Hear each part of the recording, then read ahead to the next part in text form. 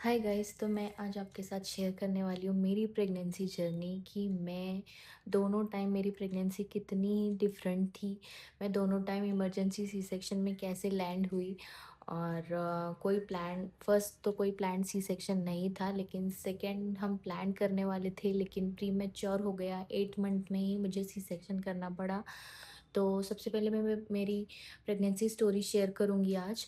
उसके बाद अगर मुझे इस ब्लॉग पे ज़्यादा लोगों ने देखा, तो उसके बाद मैं मेरी डिलीवरी जर्नी शेयर करूँगी और मेरे एक्सपीरियंस आपके साथ शेयर करूँगी। बीइंग अ डॉक्टर हम लोग भी चाहते हैं कि हमारी नॉर्मल डिलीवरी हो, लेकिन कभी कभी सर्कमस्टेंसेस ऐसे होते हैं ना कि आप चाहते भी हो कि आपकी नॉर्मल डिलीवरी हो, आप सब करते हो, एक्सरसाइजेस करते हो, हेल्थी डाइट लेते हो, फुल्ली एक्टिव रहते हो 9th मंथ तक, लेकिन फिर भी कभी कभी डिसीजंस ऐसे लेने पड़ते हैं आपको। सो हेलो एंड वेलकम और welcome back to my channel. I am doctor Shreya और as a creator I am your mom bestie.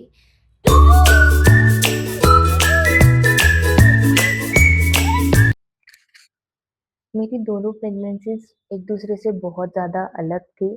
पहली प्रेगनेंसी में जो था मुझे बहुत ज़्यादा वॉमिटिंग्स थी 9 मंथ तक और सेकंड प्रेगनेंसी मुझे 5 महीने तक वॉमिटिंग्स थी, उसके बाद सब कुछ अच्छा चल रहा था। पहली प्रेगनेंसी में मुझे मेरी जो सर्वाइकल लेंथ थी वो कम थी, तो मुझे उन्होंने कहा था कि आपको टाँके लेने पड़ेंगे। मैंने वो सब तो नहीं किया, लेकिन मैंने कैसे वो सब ओवरकम किया, मैं आज वो स्टोरी आप लोगों के साथ शेयर करने वाली हूँ और आज मैं अपनी प्रेगनेंसी की स्टोरीज़ आपके साथ शेयर करने वाली हूँ, जो कि एक-दूसरे से बहुत ज़्यादा डिफरेंट थी।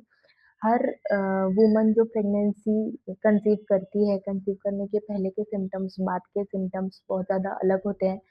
तो शुरू करते हैं मेरी पहली प्रेगनेंसी से। मेरी पहली प्रेगनेंसी जो थी वो प्लान्ड प्रेगनेंसी थी। मैंने मैरिज के 3 साल बाद कंसीव किया था और वो एक प्लान्ड प्रेगनेंसी थी। तो आपको प्रेगनेंसी प्लानिंग करने के पहले आपको फॉलिक एसिड लेना बहुत ज़रूरी होता है। ये मैंने अपने एक शॉर्ट्स के वीडियो में भी शेयर किया है। आयरन लेना ज़रूरी होता है, आयोडीन लेना ज़रूरी होता है। हेल्दी डाइट, अगर आप अल्कोहल वगैरह कंज़्यूम कर रहे हैं, तो वो आपको 3 महीने पहले से ही बंद कर देना चाहिए। तो मैंने प्लान्ड प्रेगनेंसी जब करने का सोचा, उसके पहले मैंने फॉलिक एसिड स्टार्ट किया था, आयोडीन स्टार्ट किया था, सब कुछ बहुत हेल्दी था। जब मैंने कंसीव किया नवंबर 2021 में, तब जब मैंने कंसीव किया मैंने यूरिन प्रेगनेंसी टेस्ट जब किया, उसके बाद मैंने फर्स्ट स्कैन जो करवाया था वो 6 वीक्स में करवाया था। आपका फर्स्ट स्कैन जो होता है वो 6 वीक्स में करवाना होता है, क्योंकि 6 वीक में आपके बेबी की हार्ट बीट जो है वो दिखने लगती है, इसलिए आपका फर्स्ट स्कैन जो कट टू फिफ्थ मंथ तक प्रेगनेंसी जो है वो थोड़ी स्मूथ चल रही थी। वॉमिटिंग्स मुझे बहुत ज़्यादा थी, मुझे पानी भी नहीं पचता था, लेकिन मैं फिर भी जितना ज़्यादा वॉमिटिंग्स होंगे ना, तभी भी आपको खाना खाना कम नहीं करना है। आपको उतना ही ज़्यादा लिक्विड्स लेने हैं, उतना ही अच्छे से डाइट जो है आपका रखना है, ताकि डिहाइड्रेशन ना हो, डिहाइड्रेशन नहीं होने देना है। हाइपरेमेसिस ग्रेविडारम बोलते हैं हम उसको, जो कि प्रेगनेंसी में बहुत ज़्यादा वॉमिटिंग्स होते हैं। पहली प्रेगनेंसी में मुझे 9 महीने तक वॉमिटिंग्स थी। इनफैक्ट जिस दिन मेरा डिलीवरी का डे था, उस दिन भी मुझे उल्टियाँ हुई थी। उस दिन भी मैंने खाना खाने के बाद तुरंत ही उल्टी कर दी थी और उसके बाद ही मैं हॉस्पिटल गई थी। तो ये था 5th मंथ तक का जो था। उसके बाद 6th 7th मंथ जो है वो थोड़ा स्मूथ गया, लेकिन मैं ट्रैवल बिल्कुल भी नहीं करती थी, क्योंकि मुझे ट्रैवल जो है वो रेस्ट्रिक्ट करने बोला था उन्होंने। क्योंकि मेरी सर्वाइकल लेंथ छोटी होने की वजह से मुझे थोड़े से जो है वाटर बैग ब्रोक होने के भी चांसेस है, ऐसा उन्होंने कहा था। बीइंग अ डॉक्टर मुझे ये सारे कॉन्सिक्वेंसेस पता थे, लेकिन फिर भी मुझे वो पता नहीं क्यों मुझे वो रिस्क लेना था। मैंने वो ऑपरेट नहीं करवाया, मैंने शिरोडकर ऑपरेशन नहीं करवाया। लेकिन आप लोग अपने डॉक्टर्स की सलाह से ही जो है अपनी प्रेगनेंसी के टाइम पे सब कुछ करें। बीइंग अ डॉक्टर मुझे पता नहीं क्यों एक कॉन्फिडेंस था कि मैं ये प्रेगनेंसी जो है लास्ट तक ऐसे ही कंटिन्यू कर सकती हूँ और मेरी डिलीवरी जो है वो प्रीमेच्योर नहीं होगी। तो मैंने वो रिस्क लिया और that's a win win situation. 9 month तक प्रेगनेंसी बहुत ही स्मूथ चली। सिर्फ मुझे वॉमिटिंग्स बहुत ज़्यादा थी, वीकनेस वगैरह कुछ नहीं था। लास्ट लास्ट में मुझे सिर्फ पैर पे थोड़ी थोड़ी सूजन आने लगी थी। और 9 मंथ हो गए तभी भी मुझे कोई भी लेबर पेन्स नहीं थे। लेबर पेन्स बिल्कुल भी नहीं थे। मैं 100 स्क्वाट्स करती थी। हमारे घर 3 फ्लोर्स हैं, 3 फ्लोर दिन भर चढ़ना उतरना, सारा काम, ओपीडी, सब कुछ मैं करती थी। लेकिन फिर भी मुझे कोई भी लेबर पेन्स नहीं हुए थे अब तक स्टार्ट। तो उसके बाद बहुत सारी ओल्ड वाइफ टेल्स ऐसा होता है ना, तो मुझे किसी ने सजेशन दिया कि आप अगर आपकी ऐसे नॉर्मल डिलीवरी नहीं हो रही है तो आप कैस्टर ऑयल लेकर देखो। तो मैंने भी ज मतलब एक्साइटमेंट एक्साइटमेंट में कि और कितने दिन, मेरा ऑलमोस्ट 9 मंथ ख़त्म होने को आया था लेकिन मुझे फिर भी लेबर पेन्स नहीं थे।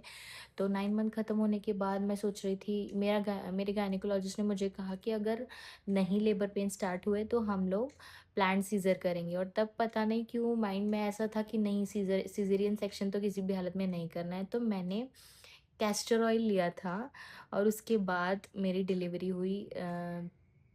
तो अब जो डिलीवरी का जो वीडियो है वो मैं नेक्स्ट वीडियो में बनाऊँगी। अब कट टू मेरी सेकंड प्रेगनेंसी के बारे में बात करते हैं। आगे की जर्नी मैं अपने नेक्स्ट वीडियो में शेयर करूँगी। तो अब बात करते हैं मेरी सेकंड प्रेगनेंसी की। मैंने सेकंड प्रेगनेंसी जो है वो कंसीव की थी 2024 में। मेरी डिलीवरी जो है वो 2025 में हुई है। अभी मेरा बेटा 1 साल का है, दूसरा बेटा 1 साल का है। आपने मेरे शॉर्ट्स में या वीडियोज़ में देखा ही होगा। तो मेरी सेकंड प्रेगनेंसी जो है वो अनप्लैन्ड थी, येस। एंड हम बात करते हैं कि पीरियड्स में जो डिलीवरी के बाद जो पहले पीरियड्स आते हैं वो कब आते हैं। देखो बहुत सारे लोग हैं ना, उनके पीरियड्स जो है इमीडिएटली भी आ जाते हैं। किसी किसी के थर्ड मंथ में, डिलीवरी के बाद के थर्ड मंथ में, किसी किसी के immediately after 15 days, after 20 days, ऐसे भी पीरियड आते हैं बहुत सारे लोगों के। और मुझे पहला पीरियड जो है वो 6 मंथ बाद आया था, फर्स्ट डिलीवरी के बाद। उसके बाद मैंने कोई भी कॉपर टी वगैरह कुछ भी यूज़ नहीं की थी। और सेकंड जो है वो मेरी अनप्लैन्ड प्रेगनेंसी थी। तो सेकंड प्रेगनेंसी जो है वो मेरी उसमें भी पहले की तरह, पहली प्रेगनेंसी की तरह बहुत ज़्यादा वॉमिटिंग्स थी मुझे, बहुत ज़्यादा इंडाइजेशन, ब्लोटिंग, कॉन्स्टिपेशन। कॉन्स्टिपेशन तो मुझे दोनों ही प्रेगनेंसीज़ में रहा ही है। उसके लिए मैंने बहुत सारी होम रेमेडीज़ ट्राई की, बहुत सारे मेडिसिन्स ट्राई किए। मेडिसिन्स लेने के अलावा तो मुझे बहुत ज़्यादा डिफ़िकल्टी होती थी, कॉन्स्टिपेशन इतना होता था कि मुझे ब्लोटिंग भी होता था उसकी वजह से। तो ये सारी जो है सेकंड प्रेगनेंसी में बहुत ज़्यादा दिक्कत हुई थी। सेकंड प्रेगनेंसी जो है वो तब तक स्मूथ थी जब तक थर्ड मंथ था, फोर्थ मंथ था, तब तक बहुत ही स्मूथ चली। वॉमिटिंग्स मुझे थे नो डाउट, लेकिन बाकी मुझे चक्कर आना या फिर वीकनेस ऐसा कुछ भी नहीं था। लेकिन उस टाइम एक टोडलर भी था मेरे साथ, तो मुझे वो प्रेगनेंसी के साथ-साथ एक टोडलर को भी सँभालना था। तो उस टाइम मैं खुद पर ज़्यादा ध्यान नहीं दे पाई। मेरा हीमोग्लोबिन उस टाइम बहुत ज़्यादा कम था। लोग बोलते थे कि आप तो डॉक्टर हो, आपका हीमोग्लोबिन कैसे, बट जब आपके पास एक बच्चा होता है ना सेकंड प्रेगनेंसी के टाइम, तो आप अपने ऊपर जितना पहली बार ध्यान देते हो उतना दूसरी बार ध्यान नहीं दे पाते हो। तो उस टाइम मेरा हीमोग्लोबिन जो है प्रेगनेंसी के स्टार्ट में 11 था और प्रेगनेंसी के एंड होते-होते वो ऑलमोस्ट 8 हो गया। उसके मैंने टैबलेट्स जो है वो थोड़ी-सी स्किप भी की थी उस टाइम, मैंने वो भी गलती की क्योंकि उन टैबलेट्स का मुझे थोड़ा-सा इंडाइजेशन, ब्लोटिंग ये सब कुछ ज़्यादा होता था। आयरन की टैबलेट से किसी-किसी को होता है, कैल्शियम की टैबलेट से, तो वो सब मुझे होता था और उसकी वजह से मैंने वो टैबलेट्स थोड़ी-सी स्किप की थी। सेकंड प्रेगनेंसी जो है वो थोड़ी-सी जो है अनकम्फर्टेबल भी थी क्योंकि फर्स्ट सी सेक्शन था और थोड़ा-सा स्ट्रेच जब एब्डोमेन होता है लास्ट लास्ट में 6-7th मंथ में, जब एब्डोमेन थोड़ा-सा स्ट्रेच होता है, बच्चा ग्रो होने लगता है, तब थोड़े-थोड़े स्टिच पेन भी होते थे। लेकिन बाकी इतना कुछ मुझे दिक्कत नहीं हुई। लेकिन 8th मंथ जब मेरा स्टार्ट हुआ, तब 8th मंथ में अचानक एक दिन मेरा वाटर बैग ब्रोक हो गया। 8 मंथ ख़त्म होने के लिए अभी ऑलमोस्ट 15 दिन बचे थे, तो ऑलमोस्ट मेरा 8 मंथ में वाटर बैग ब्रोक हो गया और अचानक मेरी डिलीवरी हो गई। तो ये सब जो मैं फर्स्ट प्रेगनेंसी के टाइम जो मैं रिस्क नहीं लेना चाहती थी, वो सेकंड प्रेगनेंसी के टाइम कॉन्सिक्वेंसेस बताए भी नहीं थे किसी ने, लेकिन वो अचानक से वाटर बैग ब्रोक हो गया और मेरी डिलीवरी 8th मंथ में ही हो गई। तो कभी-कभी ना कुछ डिसीजंस ऐसे होते हैं, तो उस तरह मैं सेकंड टाइम भी इमरजेंसी सी सेक्शन में लैंड हुई और फर्स्ट डिलीवरी का भी इमरजेंसी सी सेक्शन ही हुआ था, जिसकी स्टोरी मैं नेक्स्ट वीडियो में शेयर करूँगी। तो अगर आपको जानना है कि मेरे दोनों इमरजेंसी सी सेक्शन क्यों हुए, बीइंग अ डॉक्टर मेरी नॉर्मल डिलीवरी क्यों नहीं हुई, जबकि पहली प्रेगनेंसी तो बहुत ही ज़्यादा स्मूथ थी, तो मुझे कमेंट्स में बताना और मैं आपको उसकी स्टोरी ज़रूर शेयर करूँगी। और लोग बोलते हैं कि 2 सी सेक्शन होने के बाद आपका वेट लॉस नहीं होता है, तो मैंने वेट लॉस किया है। मेरा बच्चा अभी 1 साल का है और सेकंड सी सेक्शन के बाद भी मैंने वेट लॉस किया है और मैं हेल्दी भी हूँ, मेरे बच्चे भी हेल्दी हैं। तो अगर आपको मेरी वेट लॉस जर्नी जाननी है, तो उसके ऊपर भी मैंने एक सेपरेट वीडियो बनाया है। आई होप आपको ये वीडियो अच्छी लगी और वीडियो अच्छी लगी तो लाइक, शेयर और सब्सक्राइब करना और कमेंट्स में मुझे बताना अगर आपको मेरी डिलीवरी की स्टोरी जाननी हो तो। Thank you.